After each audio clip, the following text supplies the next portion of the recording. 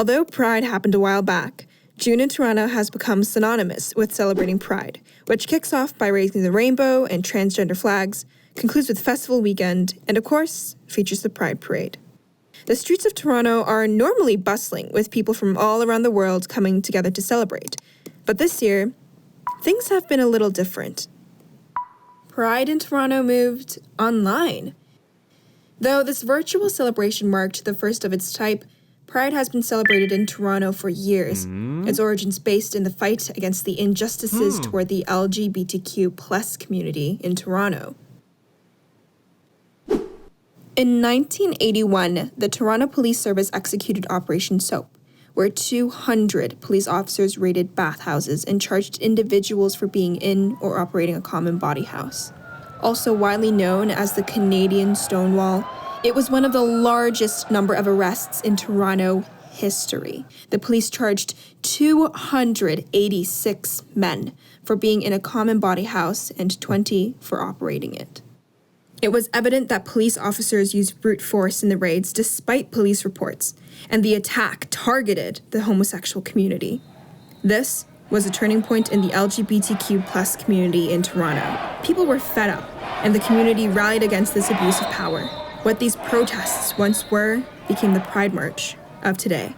George Hislop, an openly gay politician, was one of the individuals charged on the account of conspiracy to possess money obtained by crime due to his minor share in owning a bathhouse. This was interpreted by people who were anxious to see our defeat as a rejection of homosexuality and homosexuals.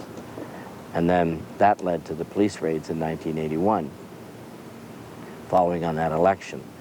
I think they initially planned to do the raid just before the election to embarrass the gay community. The police saw the baths as the Achilles heel, and they wanted to get me as a spokesperson for the community and opponent of some of their practices. And an owner of the bath. Yeah, and Peter Maloney, who no longer had any relation with the baths, but they dated things all the way back to when they could tie him into it.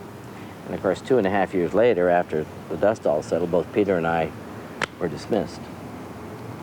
And all charges against us because they had no case against us, and they knew that, and everybody else knew it. Hislop was a University of Toronto student studying theater who eventually supported the foundation of University of Toronto Homophile Association in 1969 with U of T alum Charlie Hill, which has now become LGBT Out.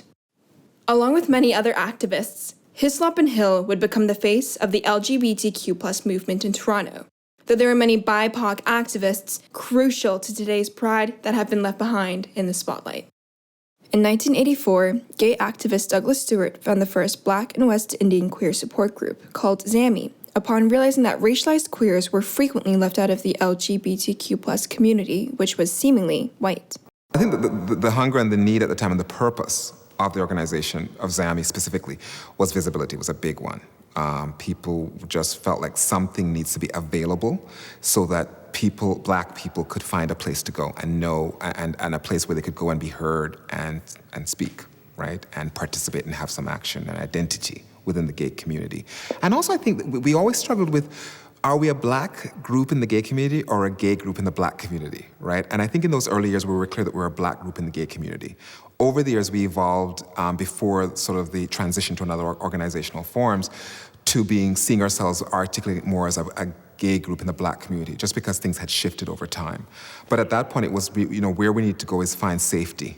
And in terms of Black community, as I said earlier, in terms of where the Black community was in terms of organizing around issues of, equity, around race and so on, there was a sense that, that was a priority there. We weren't going to get our time there. But in terms of, we need to find a space in gay community so we could have a space for gay identity for ourselves. And to put it simply, the purpose of Zami, we articulate as it was to provide support. It was a political, supportive, social organization. That was what it provided. Jamaican-born Canadian author Makeda Silvera has not only greatly influenced and contributed to Canadian literature, but she and her partner, Stephanie Martin, founded 101 Dewson Street Commune, turning a house into a safe space for folks of the queer and Black community to reside in as well as work. This house eventually became a starting place for many LGBTQ+ groups, such as Lesbians of Color and Zami. I started the LGBTQ Collective at 101 Dewson Street. It was like Grand Central Station. You come in at any time and there would be discussions going on. There was always food, there was always meetings, and we were always forming organizations, some short-lived.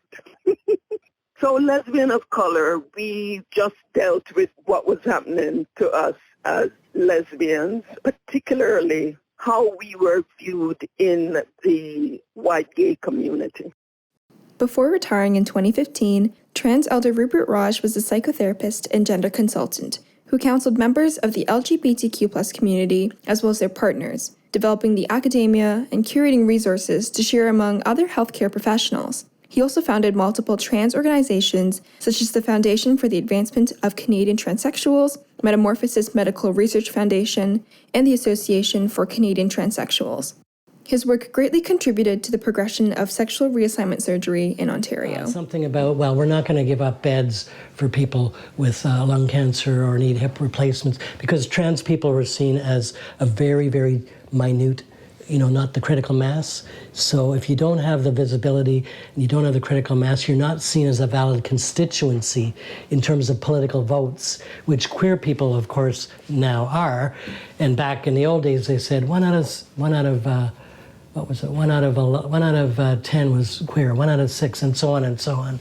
And then cis queer people, because nobody thought about trans people being queer or vice versa, because to them they thought they were completely separate.